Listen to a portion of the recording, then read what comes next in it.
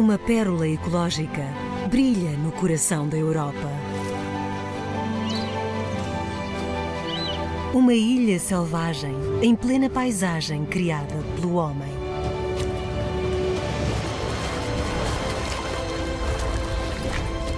Mas esta não é uma reserva natural qualquer. Com origem numa área de águas residuais, tornou-se essencial para as aves migratórias da África, da Ásia e da Europa.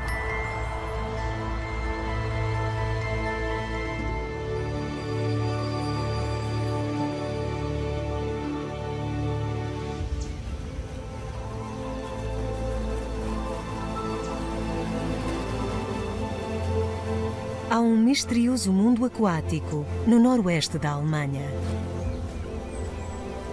O Santuário de Aves de Münster, Rieselfelder.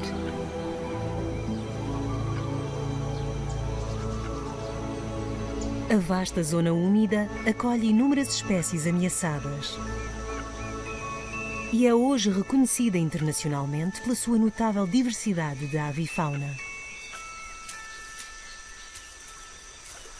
Escondidas no denso caniçal, 3 crias famintas de tartaranhão ruivo dos paúis esperam ansiosamente pelos progenitores. O seu ninho é uma fortaleza contra os predadores. O tartaranhão ruivo dos paúis raramente se reproduz com êxito nesta região. Porém, este casal conseguiu. E a última caçada do macho também foi bem sucedida. E ele entrega-a habilmente à sua parceira. Formam uma excelente equipa. De início, só o macho caça, enquanto a fêmea alimenta a prole. Mas as crias em breve terão tal porte e tal fome que ambos os progenitores terão de caçar.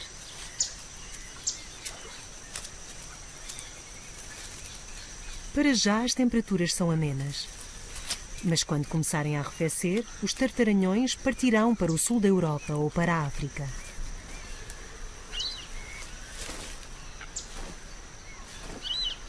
Há 50 anos esta espécie estava praticamente extinta. Agora, este casal prospera, num local absolutamente inesperado.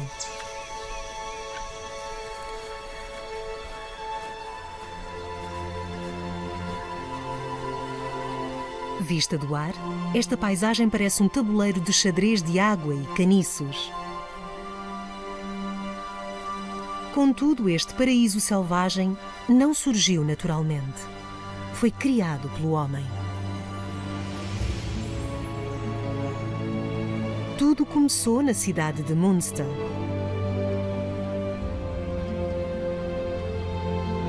No século XIX, albergava 60.000 habitantes.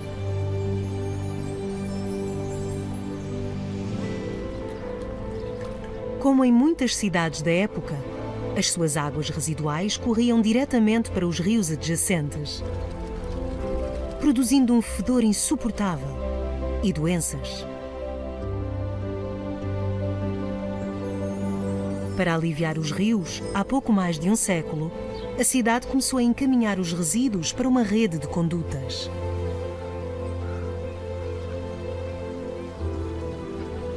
O solo arenoso da charneca vizinha funcionava como um filtro. A matéria suspensa ficava à superfície, ao passo que a água já limpa se infiltrava na terra. Esta estação natural de tratamento de águas residuais, com uma área superior a 1000 campos de futebol, purificava a água de toda a cidade.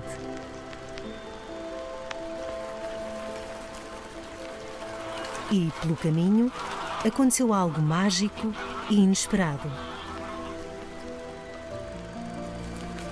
Da paisagem surgiu uma nova zona úmida, atraindo aves aquáticas de todo o mundo. Aqui encontraram refúgio pernaltas raras, numa altura em que outras zonas úmidas da Europa se perdiam para o desenvolvimento agrícola e urbano. Os biólogos começaram a catalogar a nova avifauna da renovada região. Na altura, os jovens cientistas não se aperceberam da importância que os seus esforços teriam.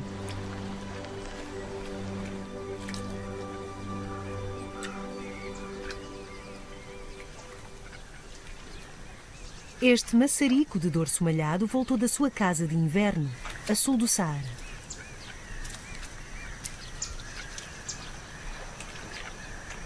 Como muitas outras aves aquáticas, vem até ao Rieselfelder para se fortalecer, antes de seguir caminho para as zonas de nidificação na Escandinávia e na Rússia.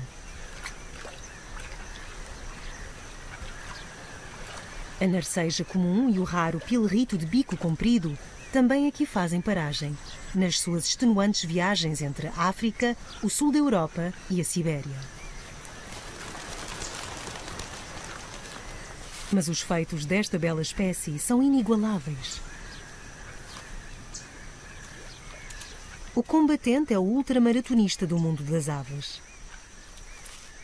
Os ornitólogos até já encontraram um espécime destas paragens na Sibéria Oriental, a mais de 7.000 quilómetros. Sem estas zonas úmidas interiores, muitas aves migratórias teriam dificuldade em levar as suas deslocações até ao fim. As reservas de gordura que aqui acumulam abastecem os seus longos voos.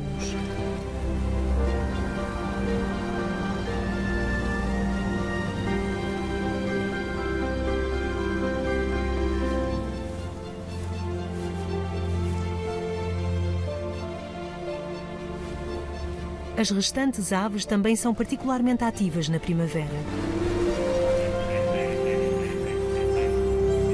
Muitas são as espécies que agora regressam para nidificar.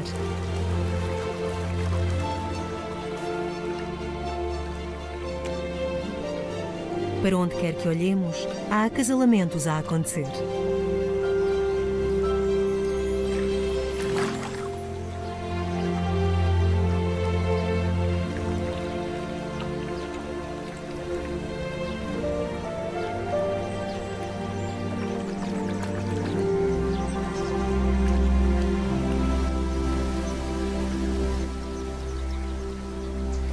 Nos extensos caniçais, há agora raras aves canoras.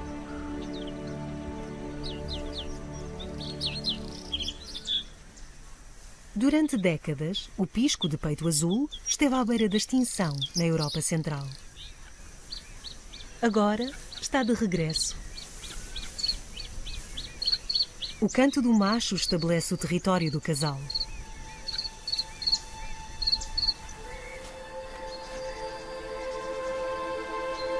Na primavera, os caniços ainda estão castanhos e áridos. O vigor do sol em breve mudará isso.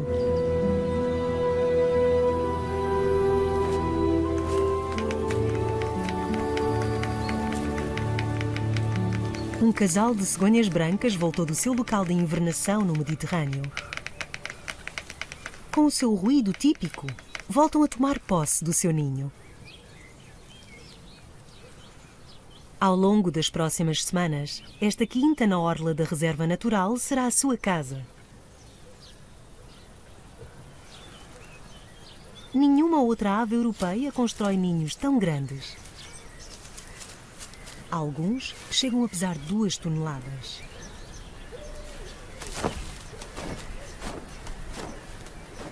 Regra geral, as cegonhas brancas mantêm-se monógamas durante muitos anos, mas não se inibem de trocar de parceiro. Na realidade, são mais fiéis ao seu ninho do que ao companheiro.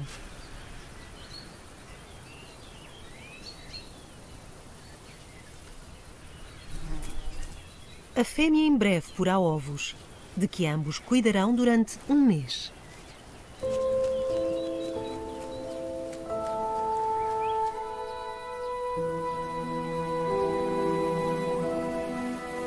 Aos poucos, a reserva natural sai da hibernação.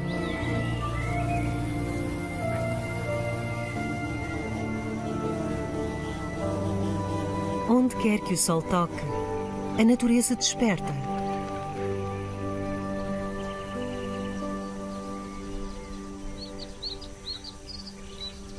Ao contrário da cegonha branca, o galeirão comum passou aqui o inverno.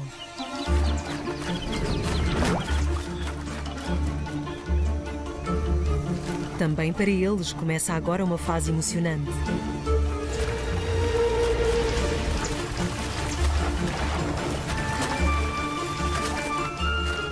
Lutam ferozmente pelos melhores locais de nidificação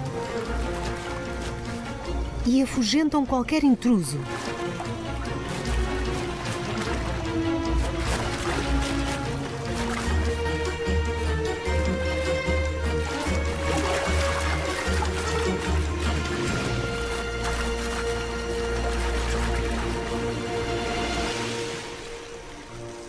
Este ganso bravo é demasiado grande. Deixam-no ficar.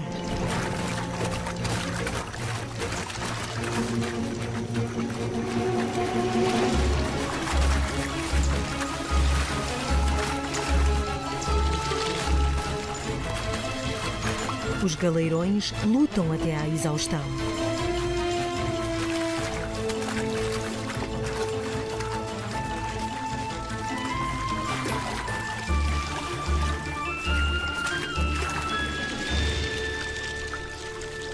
Hoje, como quase sempre, os conflitos só terminam ao anoitecer.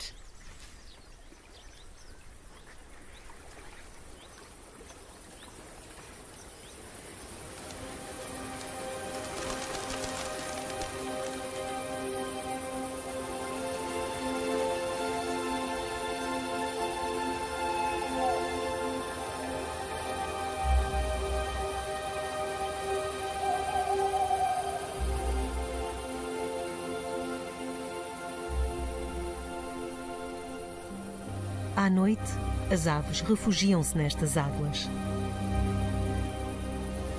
A segurança é tudo.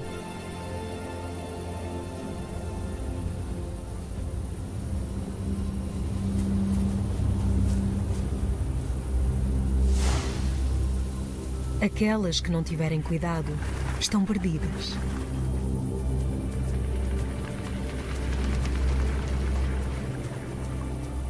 Uma raposa apanhou um ganso.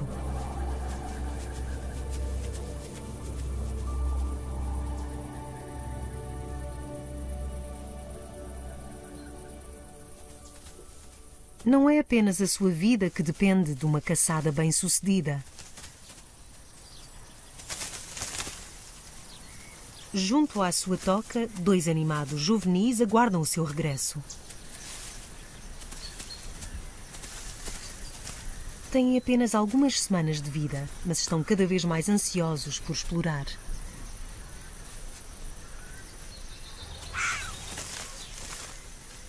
A reserva é um bom território de caça para a raposa.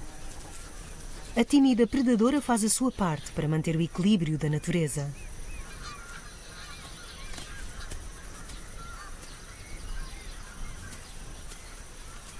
Nem todos os ambientalistas acolhem favoravelmente as raposas. Mas, neste meio farto criado pelo homem, não será esta família que fará moça na população de aves.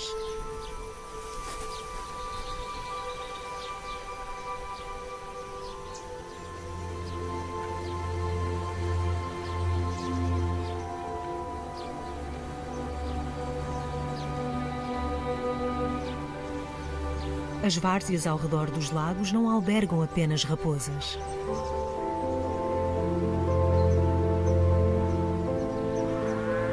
A reserva também é habitada por grandes herbívoros.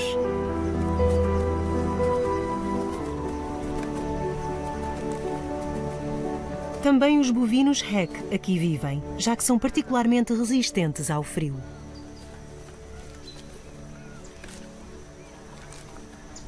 Os bezerros nascem ao ar livre e a manada é totalmente independente, exceto quando tem de ser alimentada no inverno. São parentes de bovinos primitivos há muito extintos, e o seu pastoreio constante impede o crescimento excessivo das várzeas.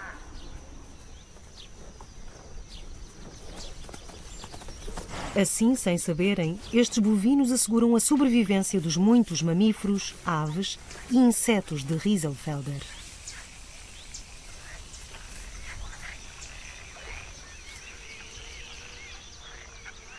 Nas águas pouco profundas aquecidas pelo sol da primavera, dá-se um curioso espetáculo.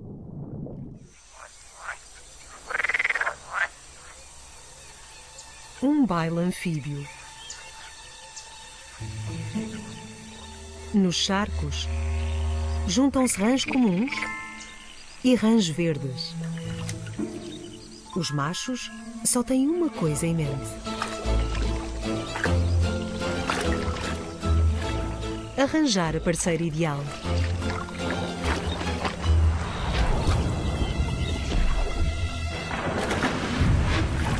Não é hora nem local para acanhamentos.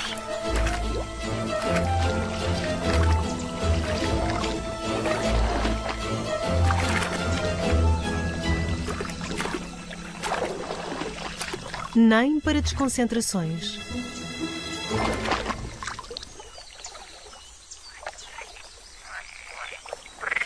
Só os machos têm sacos vocais. Esta parceira não irá pôr ovos tão cedo.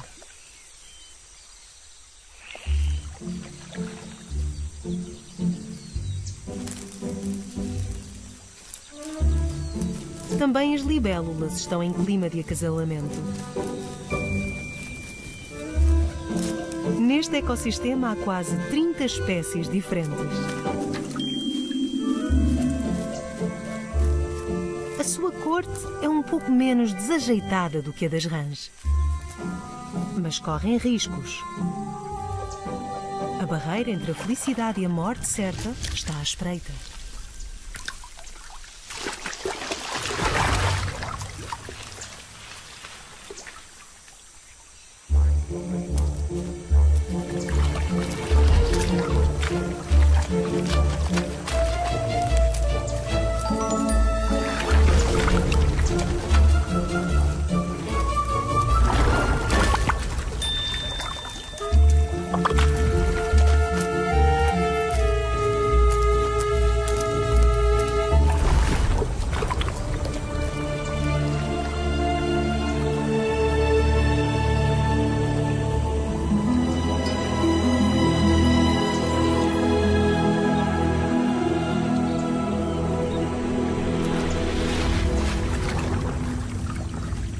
Uma vez mais, uma rã falha o alvo.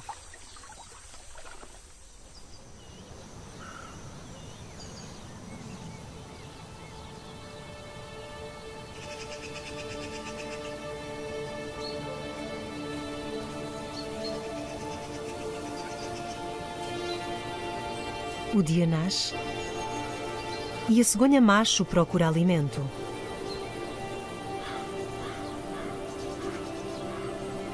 A fêmea aguarda pelo seu regresso. E não está sozinha.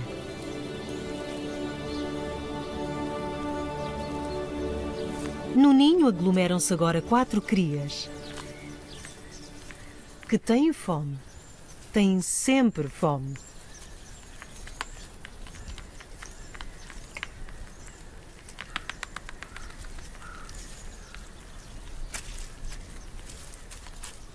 Durante anos, os ornitólogos tentaram atrair estas imponentes aves com auxiliares de nidificação na área protegida.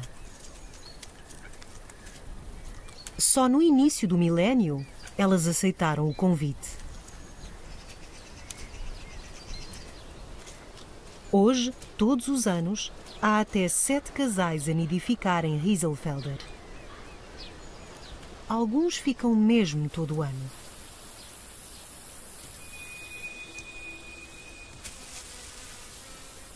Nestas várzeas férteis encontram os insetos, anfíbios e roedores de que necessitam para alimentar as crias.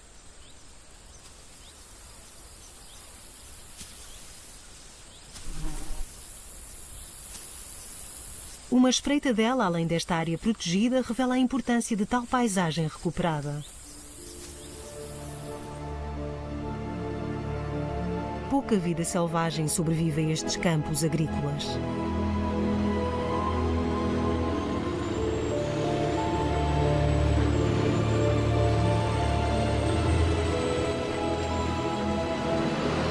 Por toda a Alemanha, as monoculturas intensivas estão a provocar a atrofia dos solos.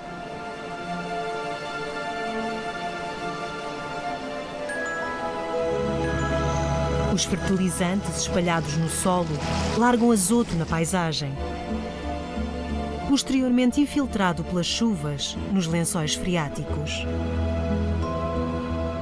Este desequilíbrio constitui uma ameaça para o ecossistema e para muita da vida selvagem residente.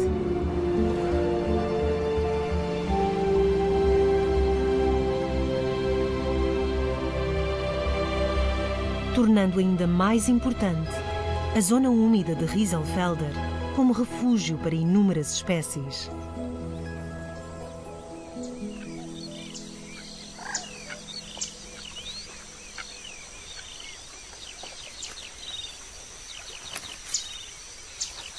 Escondida entre os juncos, esta fêmea de roxinol pequeno dos caniços edificou um ninho para a sua família.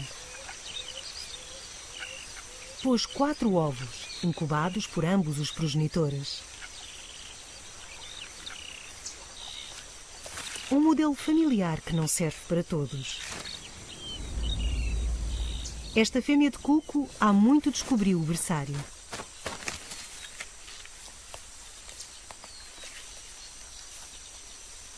O momento é tudo. Tem de colocar o ovo no ninho de forma a que a sua cria nasça antes dos roxinóis.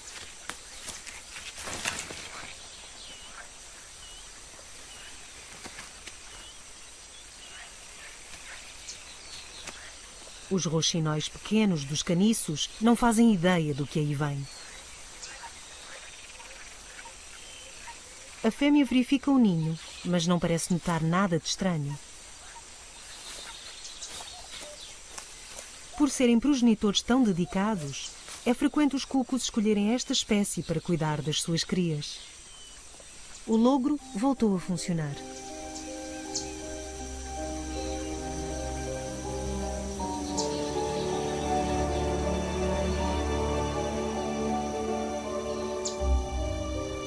O denso caniçal esconde muitos segredos.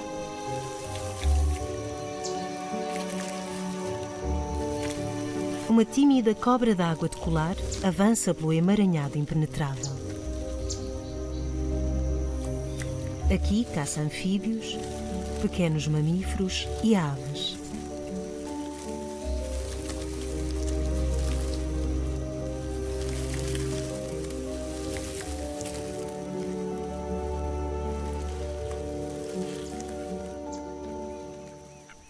Mas o pato está a salvo. A cobra ainda não constitui perigo. Acaba de nascer e não é maior do que um lápis. Um adulto pode atingir 1,5 metros de comprimento e viver até aos 20 anos.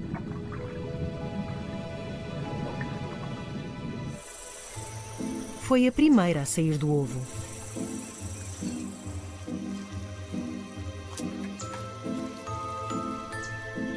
Ainda há cerca de 30 a debaterem-se com a sua casca coriácea.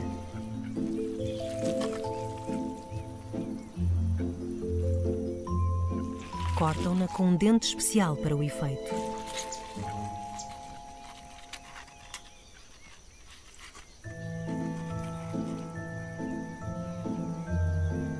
Há 8 semanas que são incubadas pelo calor dos juncos em decomposição.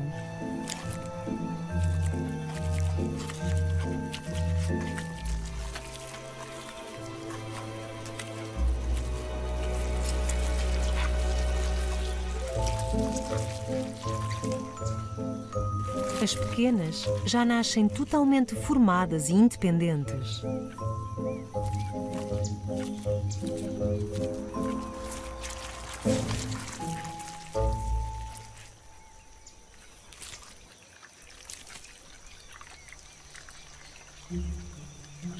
Neste meio úmido, alimento não falta.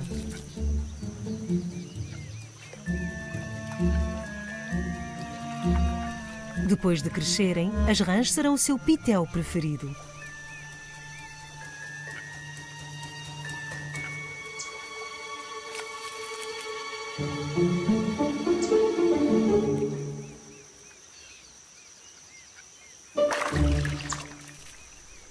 Parece que esta precisará de mais algum treino.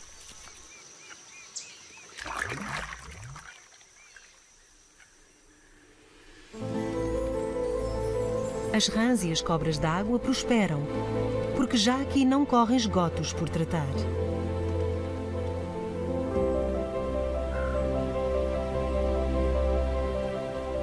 Agora há um grande complexo para o efeito, mesmo ao lado da reserva.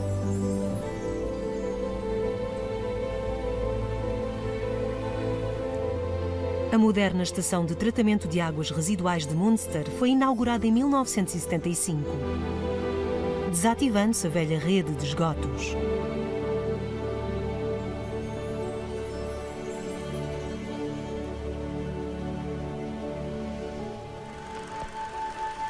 O plano original incluía a drenagem dos lagos para dar lugar a uma nova zona industrial.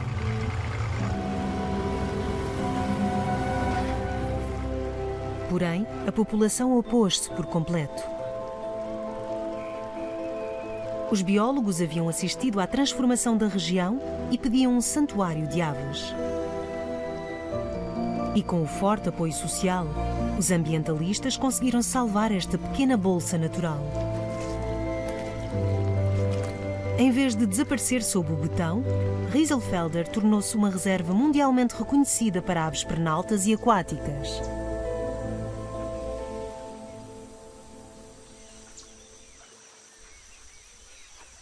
Hoje, há água límpida nestes lagos e charcos, onde peixes como os gana-gata podem agora prosperar.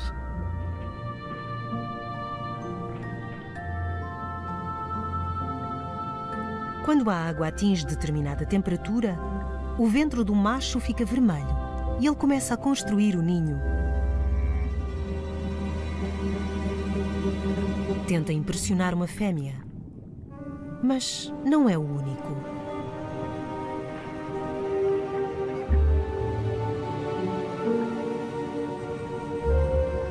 Há um rival a mirar o material de construção.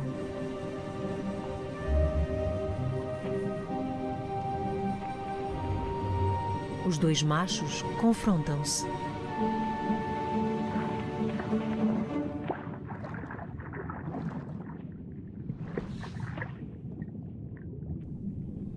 Tudo se resumirá a quem construir o melhor ninho.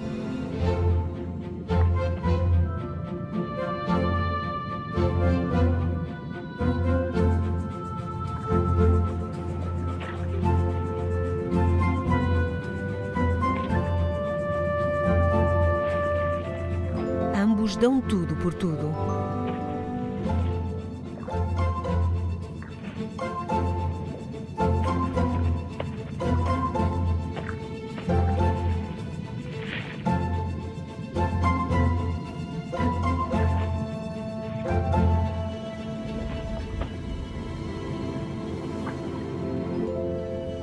Agora, a fêmea decidirá quem sai vencedor.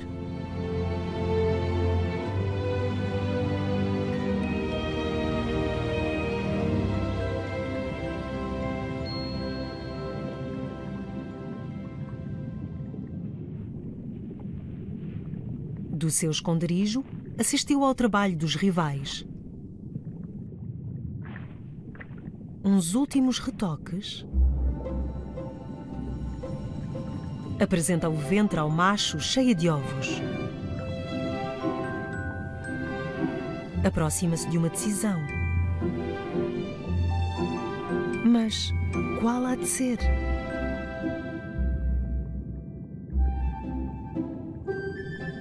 Finalmente escolheu.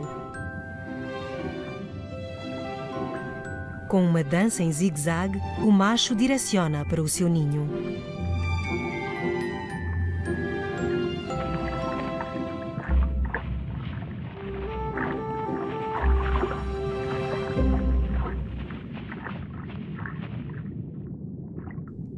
Ele estimula a desovar para poder fertilizar os ovos.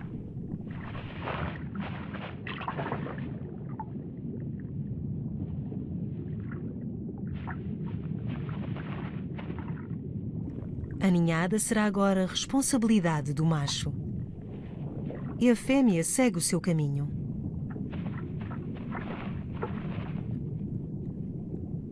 As crias levarão 7 a 12 dias a nascer. É um período de impaciência e espera para o progenitor.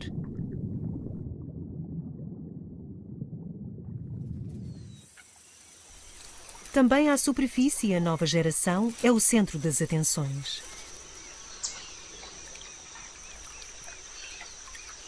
Os galeirões comuns, que na primavera tanto disputaram o seu território, têm agora 2 crias.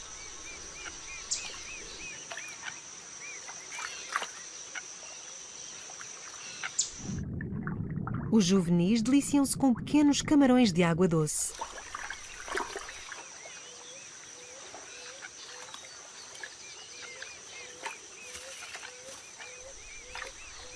O pequeno lago é o seu berçário, o seu reino e a sua despensa.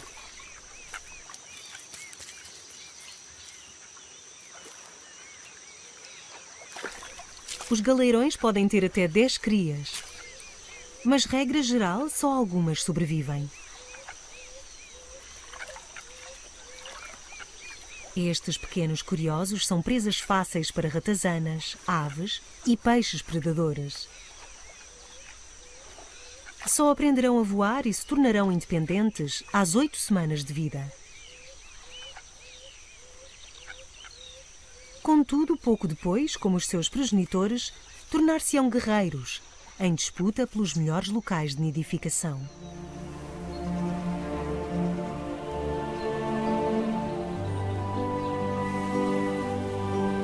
Nos meses de verão, há perigo à espreita nas árvores. Estas são lagartas da processionária do carvalho. Os seus longos pelos são farpados na extremidade e a sua picada pode provocar reações alérgicas aos seres humanos.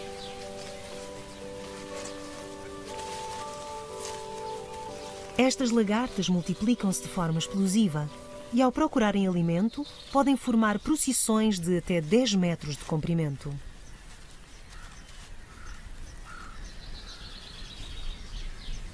Antes de se transformarem em pupa, concentram-se num enorme ninho.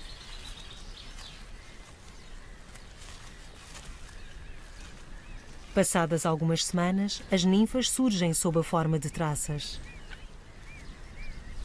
Os seus pelos irritantes são deixados para trás na casca da árvore, onde permanecerão durante anos.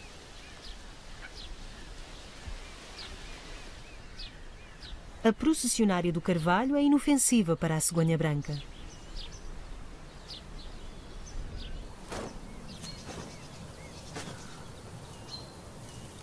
As crias já começaram a exercitar as asas para voar.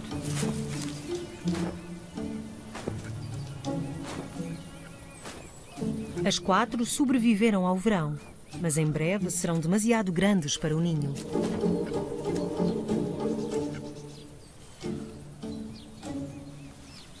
Está na hora de arriscar a independência.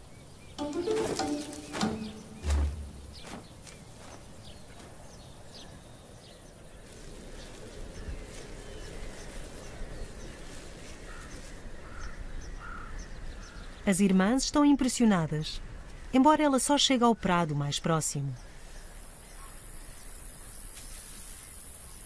Antes das temperaturas baixarem, as jovens cegonhas partirão para o sul de Espanha e para o norte de África,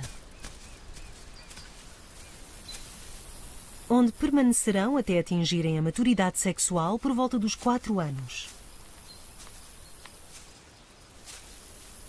Talvez um dia também ela nidifique nestas várzeas.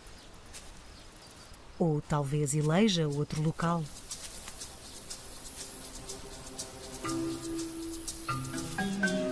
Até lá, a jovem cegonha tem muito que aprender.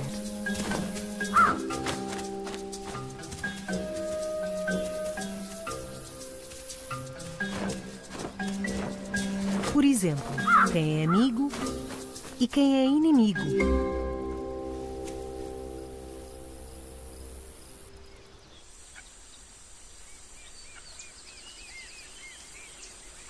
Esta região limpa e recuperada assistiu também ao regresso de muitas espécies locais. E também há a vinda de algumas de habitat longínquo.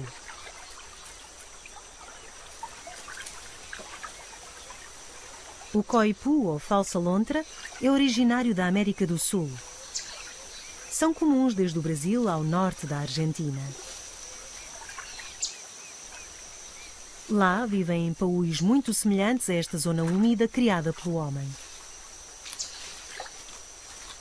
Os coipus foram trazidos para a Europa para criação em quintas para a produção de peles, mas depressa encontraram o seu nicho na natureza. E agora que as temperaturas se tornam mais amenas devido às alterações climáticas, cada vez mais coipus sobrevivem aos invernos da Europa Central.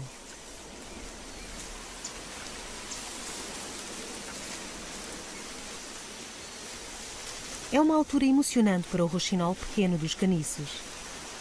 Apenas 12 dias depois da postura, há movimento no ninho.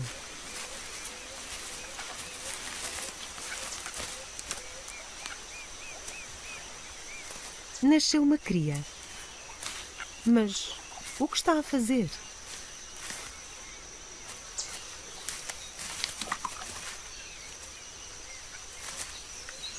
O pequeno cuco revela-se sob o olhar do confuso casal de roxinóis. Em vez de criarem 4 crias suas, criam agora um intruso. Conseguiu levar os roxinóis a adotá-lo. As crias de cuco precisam de mais alimento do que as do roxinol pequeno dos caniços.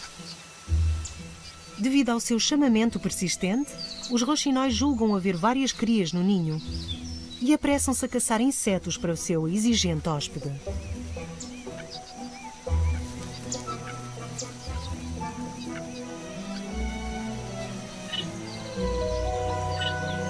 É trabalho árduo para os roxinóis, mas o casal alimenta-o dedicadamente como se a cria fosse sua.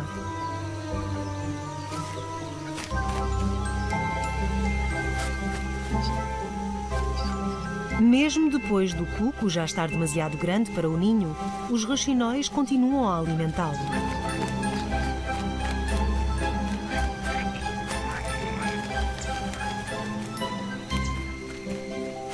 Uma vez mais, a fêmea de cuco foi poupada a difícil tarefa de criar a sua prole.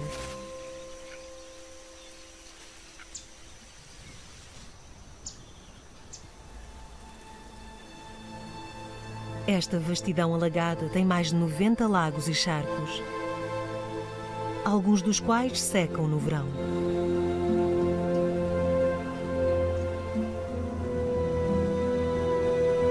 Por entre eles, as grandes várzeas albergam inúmeros insetos.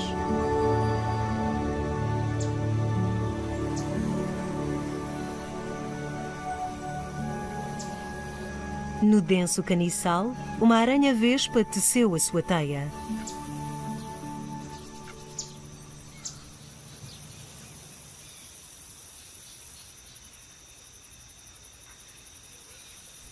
Espera apanhar um gafanhoto, mas em vez disso despertou a atenção de um macho. Tem apenas 1/6 do tamanho da fêmea. Tenta seduzi-la com as suas batidas ritmadas.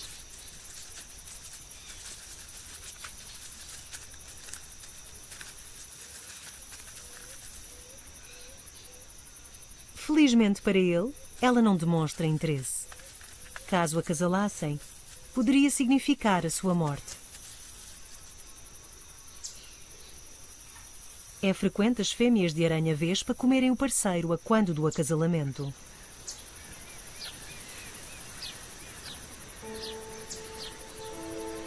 Os ricos prados da reserva não se desenvolvem sozinhos.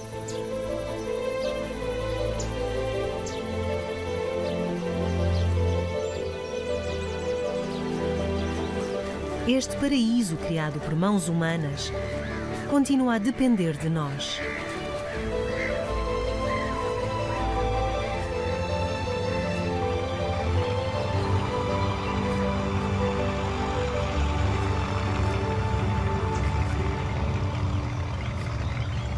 Todos os anos, depois das crias das aves que nidificam no solo deixarem o ninho, os prados de Rieselfelder são aparados. Deixam-se faixas de ervas altas, permitindo aos insetos e aos pequenos animais refugiarem-se da segadeira.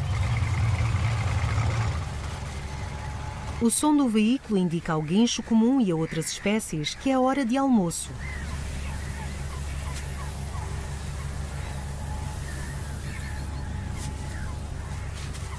A cegonha caça insetos assustados nas ervas ceifadas. Abundam gafanhotos e borboletas.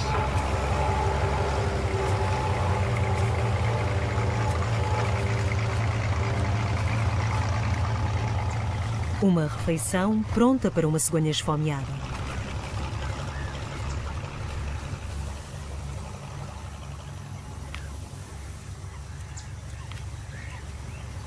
Com o seu longo bico, procura por entre os caules.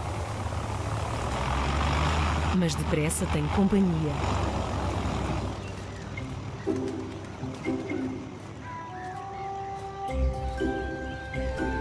O ruído do trator atrai cegonhas de toda a zona protegida.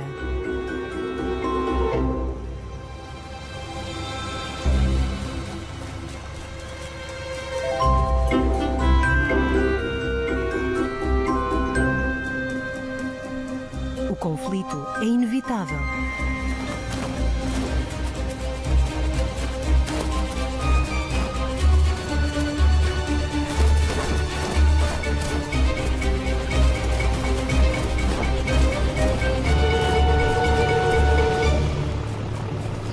E se a sorte bafeja alguns,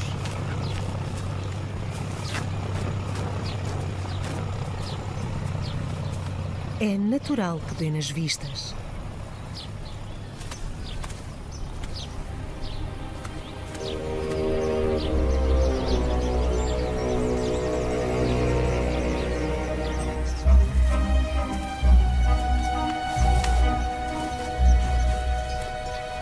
O melhor é arranjar um local mais tranquilo.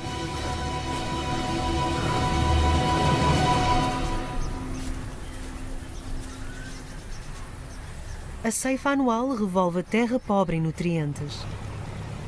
Sem ela, poderia perder-se a diversidade de habitats desta zona protegida.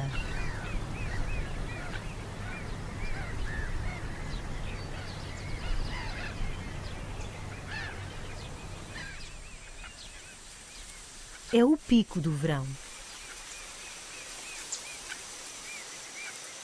Há semanas que os jovens tartaranhões ruivos dos paúis só veem este metro quadrado.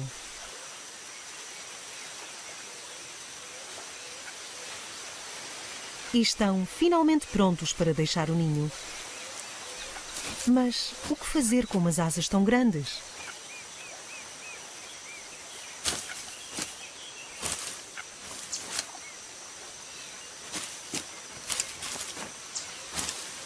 Parece que terão de ficar com os progenitores durante mais algum tempo. Eles que continuam a trazer alimento regularmente, mas que já raramente alimentam diretamente as crias.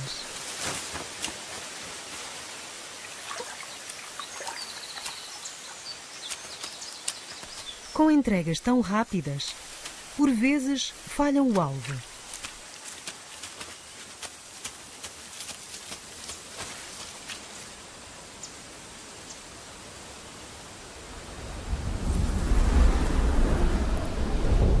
Graças aos seus progenitores dedicados, estão as três bem alimentadas, são resilientes e a sua densa plumagem protege-as dos elementos.